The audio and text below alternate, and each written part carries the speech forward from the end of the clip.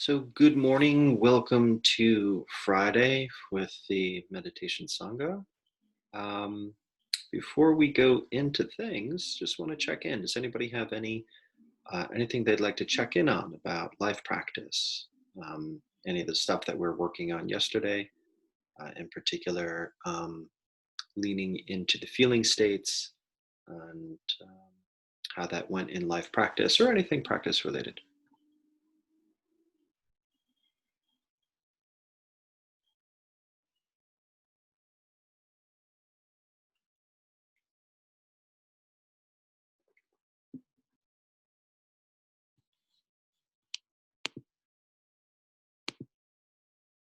Okay, we've got a few people joining in. Okay, morning. Morning. I'm kind of wondering about something, Michael. Yeah, sure, Christine. I'm wondering about, and maybe it's coming up for me in particular, just because of the global situation we're in and the type of insight practices that we're doing.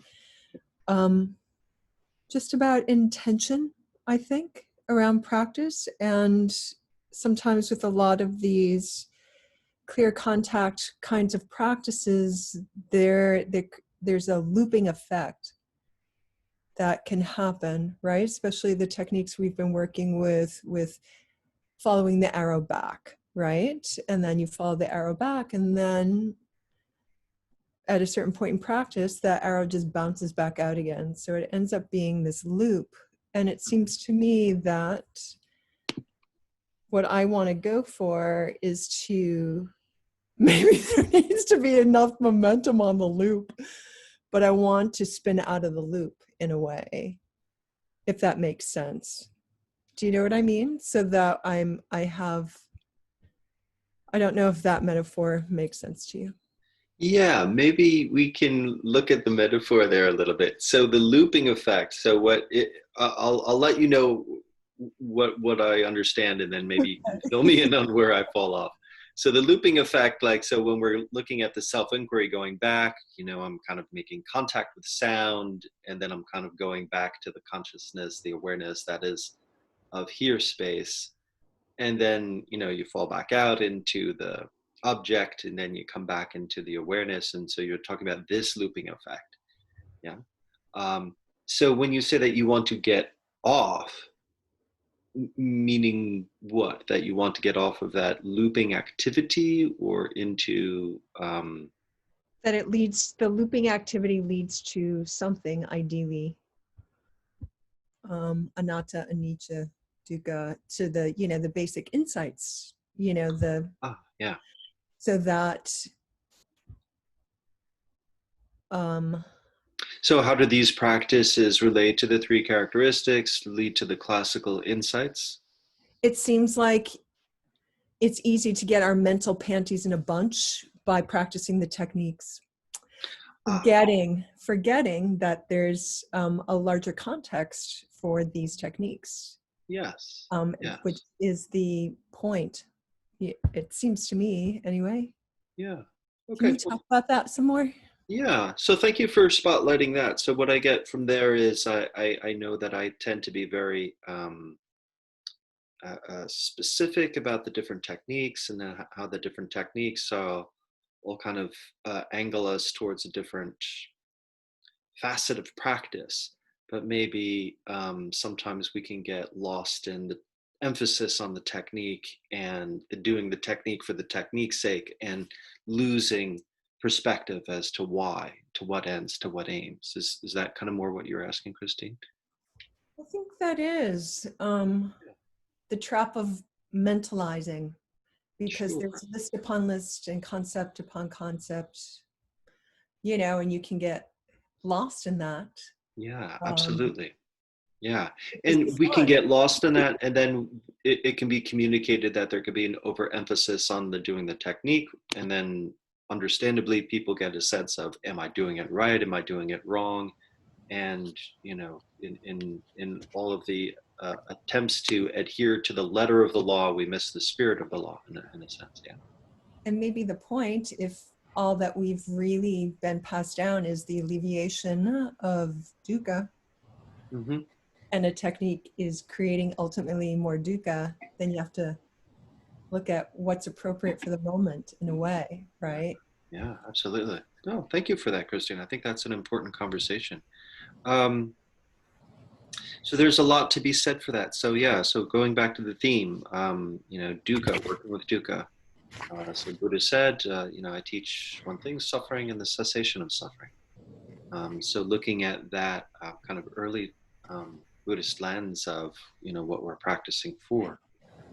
So the different techniques that we work with, are all supposed to be an aid in support of that. So the metta, how is it that we can, um, look at how we fall into a lot of this negative bias in our perception, and how so that we can train to have the heart open, incline itself more towards the potential for kindness, compassion, for appreciative joy, for equanimity.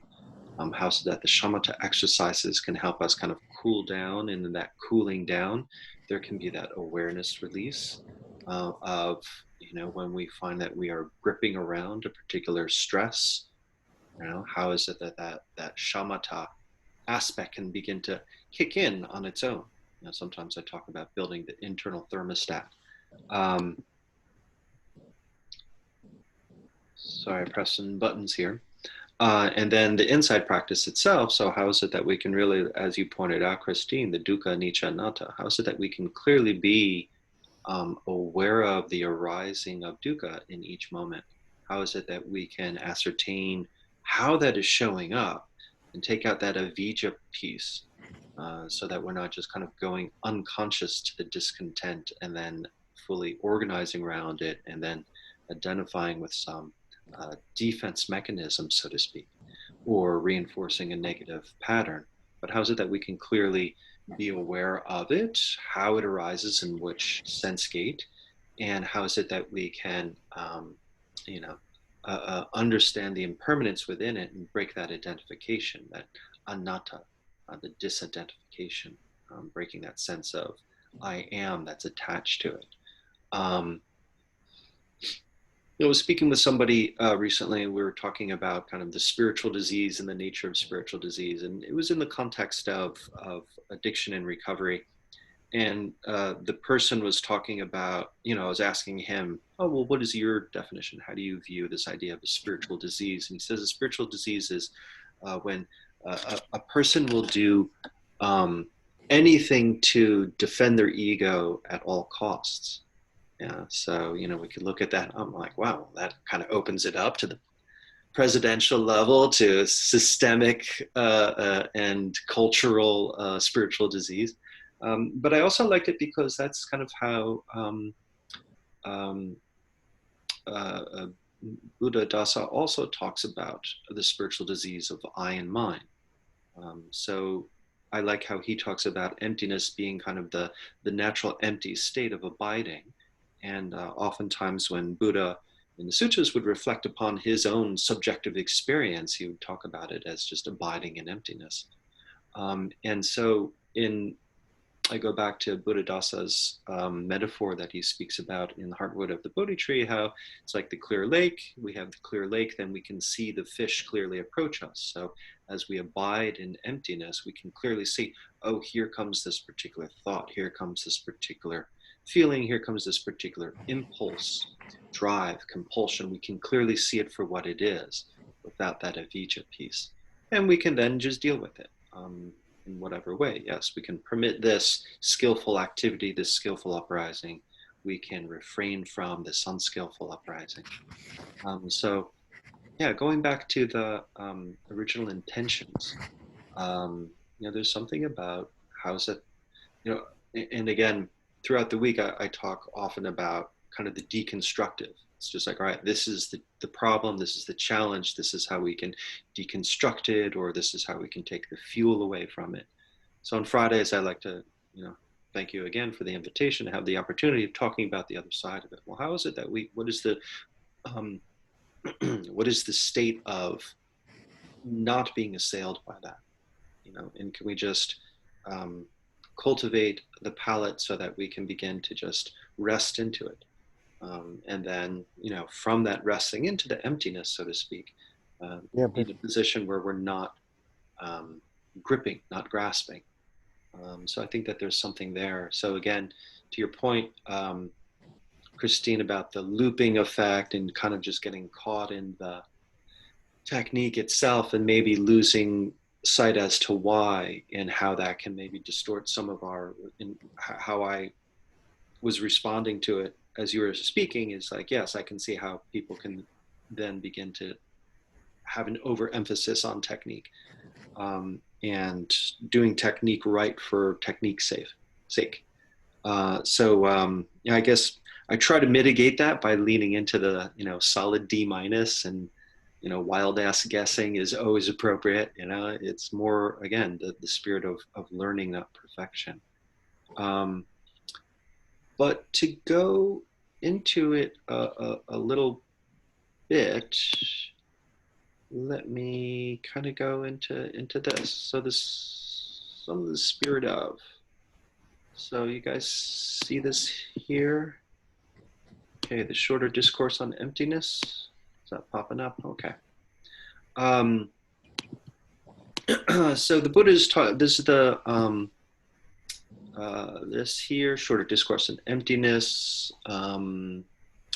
Bhikkhu Suchito's translation here. So the Buddha is talking about how is it that we can appreciate the absence of, appreciate the absence of certain elements of stress, so to speak. And then he's going into like more refined aspects of, ignoring the perception of earth, the dimension of the infinitude of space, et cetera, et cetera. He's going into more further and further refined abstractions.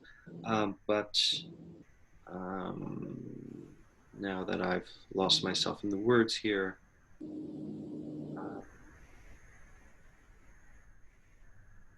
okay, so they understand. So he's talking about here the bhikkhu, the person who practices, having come to this relationship with abiding in emptiness. They understand. Here there is no stress due to the defilements of sensuality, the desire to be reborn, or ignorance. There is only the modicum of stress, namely that associated with the 6 sense fields dependent upon this body and conditioned by life. They understand this field of perception is empty of the perception of the defilements of sensuality, desire to be reborn, and ignorance. There's only that that is not empty, namely that associated with the 6 sense fields dependent upon this body and conditioned by life. And so they regard it as empty of what is not there, but as to what remains, they understand that it is present. That is how emptiness is born in them, genuine, undistorted, and pure. So I think that's an interesting thing on a few different levels. So he's talking about, hanging out. How is it that we can hang out and have this baseline state where we're not assailed by ruminations, assailed by various mood states, assailed by various compulsions and such like that. So here there's no stress due to the defilements of sensuality. There's no passion or drive to leave the state that you're in. The desire to be reborn. So being reborn in the sense of, what ego state that wants to take over, that may be related to a particular reactive pattern, so to speak. How can we remain in kind of just awareness, responding but not reacting? And there's no stress due to ignorance. Again, I'm not seeing clearly that I'm falling into this reactive pattern. I'm not falling into the self. The self is of whatever habit or perception is that we have strongly associated to a particular self is not arising. And this is the part that I find is interesting. There's only this modicum of stress. So he's saying, there is still some discomfort in life. Even if we're hanging out in emptiness, doesn't mean that it's all bliss. There's still the modicum of stress, namely associated with the 6 sense fields: seeing, hearing, tasting, touching, smelling, and the mind, dependent upon this body and conditioned by life. So I think that's an interesting point here, where he's saying, best case scenario, we're hanging out in um, we are hanging out in emptiness, and still there can be the discontent, well, not the discontent, but a little bit of stress within that, just based on the 6 sense gates there. Let me stop the screen sharing. So this is what, in a way, the goal of the practice, that how is it that we can shift this baseline experience rather than going through life falling into one thought pattern, falling into the worry, the fantasy, the planning, the daydream, the stress that is constantly taking us out of the moment. How can we abide in the emptiness, so to speak? And just dealing with what is just in, our senses, the sense gate, and just kind of dealing with that. So attending to this modicum of stress associated with the 6 senses. So he's talking about the first arrow, so that idea of first arrow activation, boom, we're hit with the first arrow, the pains of life. The second arrow is all of our responses, the way that we become dysregulated and overwhelmed, stressed. We begin to meet that initial discomfort of life with our own perceptions and thoughts and ideas that tend to fuel the sense of discontent. So there's this theme of attending to the theme of non-apprehension. Yeah. So non-apprehension, we're not apprehending something, we're not picking something up. Can we just kind of bear witness with what is, and not pick something up? So yeah, I'd like to talk about that, or work with that theme within the sit today. So or maybe drop that seed in. So Friday we're not doing instruction per se, but I would just like to drop that theme of non-apprehension. Can we sit in a way where we're not picking up anything? And how that relates to, I guess, the bigger picture. So again, Christine, thank you for that invitation. Yeah, Juan, you have a comment? Question. Listening to what you're saying, okay, so part of what we're aiming for, so to speak, is the cessation of the process of the sankharas kicking in and starting the selfing process. Mm-hmm. That's if I'm understanding this correctly. Mm-hmm. And does that mean we are arresting awareness, not awareness, but we're basically stopping things at Vedana, it sounds like to me, like initial feeling tone, that initial stress, when you talk about 4 foundations, mindfulness of the body, mindfulness, feeling tone. I hate the fact they use the word emotions, because that's really chitta, heart, mind. Third is, awareness of heart, mind, and then dharma, dhammas. But and the reason why this comes up is that I remember early in my practice when I kind of got this, idea in my head of what the 4 foundations were, and this, there's 6 sense gates, the body, the first 5, and then there's, which since things coming into the sense gates initially brings up feeling tone, pleasant, unpleasant, neutral. This is unavoidable. This is just the process of human, receiving. This is the intent at work. And I used to think in my mind that, okay, well then the trick is to get your practice deep enough, that your concentration deep enough, and get the defilements quieted down enough so you can pick up on Vedana. And once you can short circuit things at the process, once you have Vedana, then you don't have to worry about the rest of it. And then of course, I find out and talk about it, and okay, Vedana happens really excuse my language, really fast. And the Sankara engine kicks in. Mm-hmm. And we're off to the races, papancha time. Mm-hmm. So is this more of a function of deepening concentration to be able to aware of, like, I found that we only pick this up when you're well into Chittaville, you're well into the 3rd foundation before you pick up that you even had a pleasant, unpleasant, neutral response. So I just appreciate well into Chittaville. Well, Yeah, it's like, I don't know, Margaritaville, Chitterville, I don't know. I'm going to be revisiting that in my meditation when I space out. I'm like, oh, Yeah, hanging out in the write a hills here. song, get rich. Come on. What's that, Jonathan? Write a song, get rich, Juan. Don't just talk about it. Write a song, get rich. Come on. Always a way to monetize this. Yeah. Well, okay. So, I mean, in terms of like your metaphor of stopping it at Vedana, We're usually well past Vedana before we even pick up what's happened, so it's like, in terms of like, if you're talking it about in terms of a sequencing, so like going to dependent origination, here we are, consciousness, mind, body, six senses, contact, feel tone. Well, yeah, can we halt the process here? So then we're not falling into, we're not I guess what I'm saying is that this falling is into possible. craving, et cetera, et cetera. Yeah. Then, I mean, then if we're talking about kind of the process of becoming in terms of 12 links, then I'd say, yeah, can we stop it at feel tone? Can we just kind of be with consciousness? Can we be with the mind, body, the senses, be in contact with them and feel tone, but not go into Papanchaville, as you said, not then extend it so that we go into craving, aversion, and such like that. Then sure. But I mean, in terms of, for Juan's referencing here for foundations model, for some people that might not be familiar with that,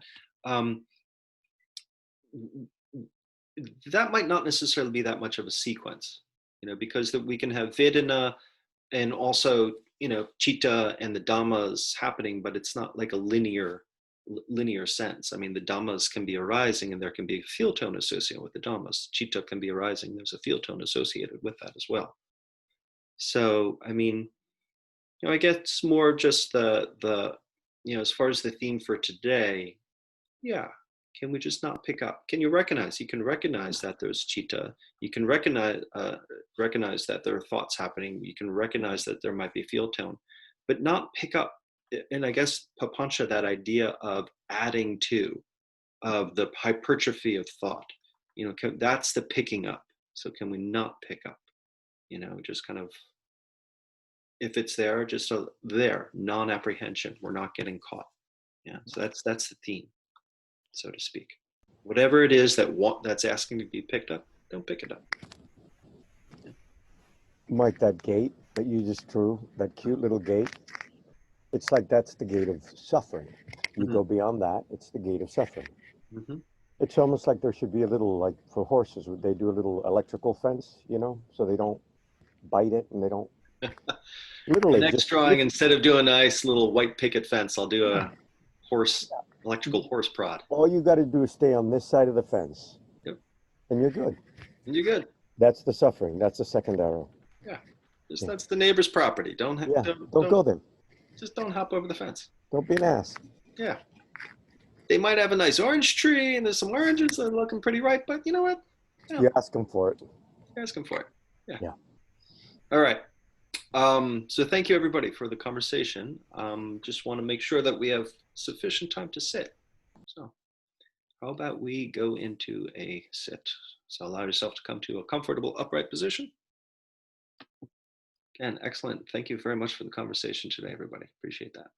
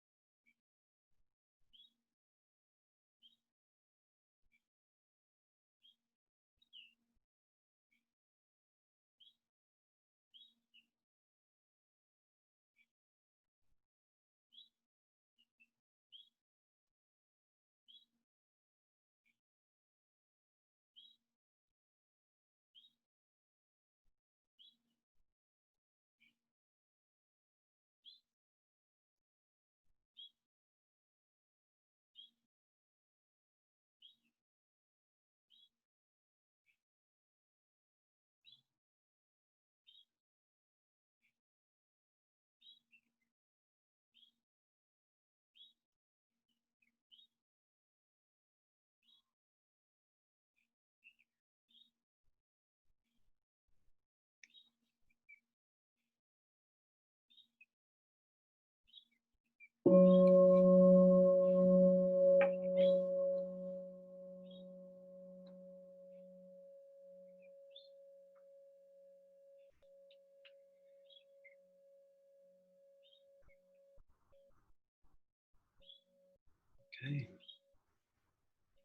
At ease, everybody.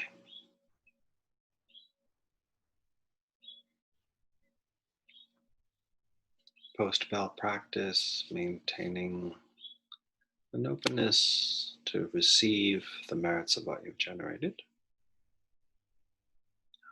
We had a bit of a discussion on the front end, so we might have time for one share on the back end here. Anybody care to reflect? What did you notice? What did you observe this morning for you?